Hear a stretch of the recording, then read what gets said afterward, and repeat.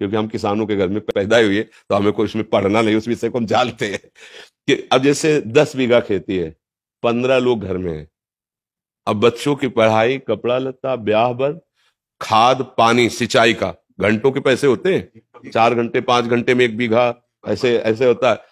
ठंडी के समय जब कोई रजाई नहीं छोड़ना चाहता, वो जो कपड़े हैं भी वो समेट के, क्योंकि पानी लगा है, पूरी रात पानी लगाता है पूरी। अब इतना महंगा समय है और उसका अनाज इतने गिरकर सस्ते दामों में जाता है, और पूरा देश उसी का उधर पोषण का हेतु होता है, वो उसी का किसान का। लेकिन उसकी हालत ये रहती है कि वो अच्छा कपड़ा नहीं पहन सकता, वो अपने बच्चों को अच्छी पढ़ाई नहीं पढ़ा सकता, क्योंकि इतनी लागत लगती है। अच्छा, उसमें है ही नहीं कि लागत लगने पर हमें माल मिल ही जाएगा। इसीलिए जैसे भारत का सैनिक प्राणों की आहुति देने के लिए तैयार है, ऐसे ही सच्ची पूछो तो महान तपस्वी किसान, वो हमारे पूरे देश को भोजन दे रहा है। भाई आप बड़े पदाधिकारी, लेकिन खाओगे तो रोटी दाल ही और वो तो वहां पैदा हो रहा है, मेहनत उसकी देखो। स्कूल से आने के बाद हमें पढ़ने का समय नहीं दिया जाता था, मक्का के खेत रखाओ चल के मक्का, इतनी किसानी का, इतनी मेहनत का उसका जो का। और वो जब बाजार में अन्न जाता है तो उसकी कीमत बहुत कम होती है, और जब वो सामान लेता है तो उसकी कीमत बहुत बड़ी होती है तो वो हमने देखा है। अब लाही सरसों जिसे कहते हैं, खेत बढ़िया खूब चक हो गया, बाली एकदम पकी तैयार, सुबह उसे काटना है और शाम के हल्का पानी हो गया, सूर्य की किरणें निकली, सब कलियां फूट गई, सब सरसों बिखर गई।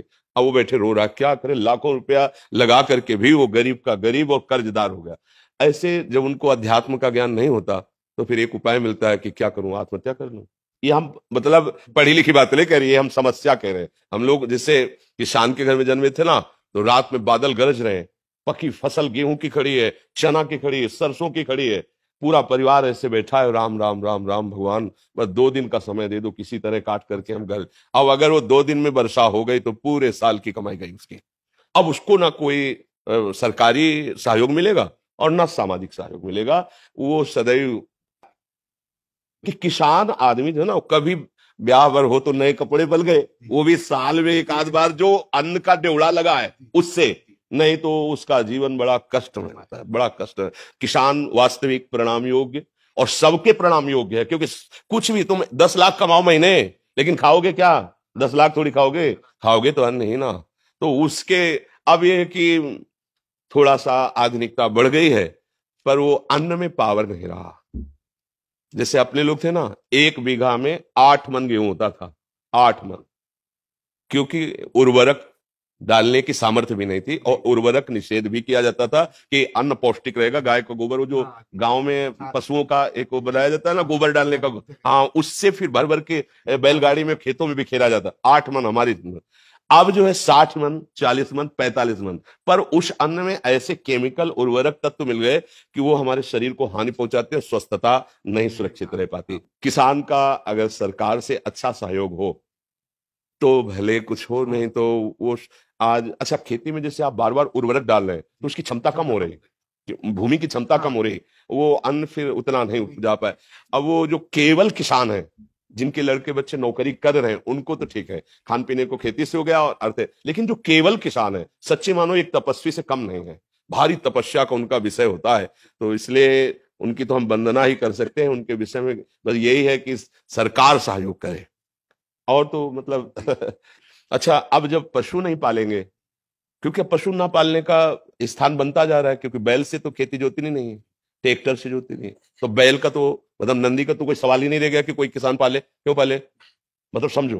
अब क्या, अब बछड़ा होता था ना, तो एक हर्ष सा होता था किसान के, ये गाय माता ने बछड़ा दिया, अब ये आगे चल करके बैल होकर हमारे हल जोते। मतलब 8-10 गायें तो होती ही थी, उनका गोबर, उनका दूध, वो पौष्टिकता।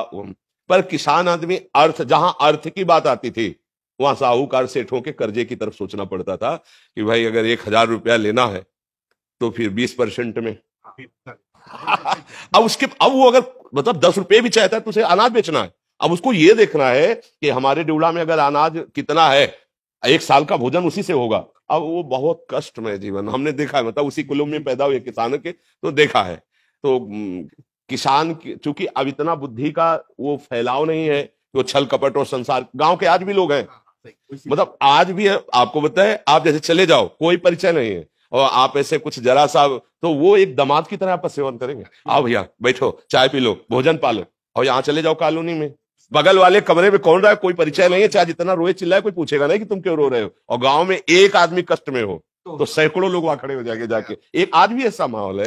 किसान तो जैसे हमारे यहाँ पीछे देश में नारा लगाया जाता है, जय जवान जय किसान, तो इसलिए किसान तो सर्वोपरि है, उसके आगे मतलब आपको लगेगा कह रहे उसके आगे कोई नहीं है। अगर हम संत जन जिन्हें कहा जाता है, तो हम पैदा भी उन्हीं के घरों में हुए हैं और पले भी वही हैं और पोसे भी गए हैं और आज भी उधर वहीं से भर रहा है। आज भी उन्हीं के, अगर कोई भी है तो अन्न कहां से आ रहा है, किसान से तो आ रहा है, कोई ना कोई तो दे रहा है। बड़े बड़े परमहंस जो है भगवदानंद में डूबे हुए घरों में जाके भिक्षा, नारायण हरि लाओ भिक्षा दो, तो वो चाहे भूखा रह जाए पर उसको पवाएगा वो। ये मतलब सहानुभूति उसके हृदय की, हाँ उसकी सह तो और तो कोई सहयोग कर नहीं सकता, क्योंकि वो ऐसे लोग होते हैं कि ऐसे नहीं कर सकते। ये भी बात है, गरीब है, मेहनत करते हैं, पर वो ऐसे नहीं कर सकते। वो ऐसे ही करने की कोशिश करेंगे, हमारे पास जो सूखी रुकी है खा लीजिए। अब अगर सरकार के द्वारा सहयोग की, जैसे उनकी फसल नष्ट हो गई अतिवर्षा से, अनावृष्टि से, ओले पड़ जाने पर, ऐसे तो हाँ तो भले को, लेकिन उनकी तरफ ज्यादा देखा नहीं जाता उनकी तरफ ज्यादा देखा नहीं जाता है। तो भगवान ही सहयोग करे, बस ये है, भगवान ही उसके विषय में कुछ नहीं कहा जा सकता। लेकिन सब किसान ही है, कर्म भूमि में आए हैं, सब शुभ अशुभ कर्मों की खेती बो रहे हैं, नहीं बोला? कोई उसका दुख रूपी फल भोग रहा है, कोई सुख रूपी फल भोग रहा है। शुभ और अशुभ कर्म, कर्म भूमि है ना मृत्यु लोग। वैसे तो हम सभी किसान ही हैं, पर वास्तविक जो प्रगट लीला में जिनको किसान कहा जाता है, ये बड़ी ही मतलब तपस्यामयी जीवन होता है किसानों का।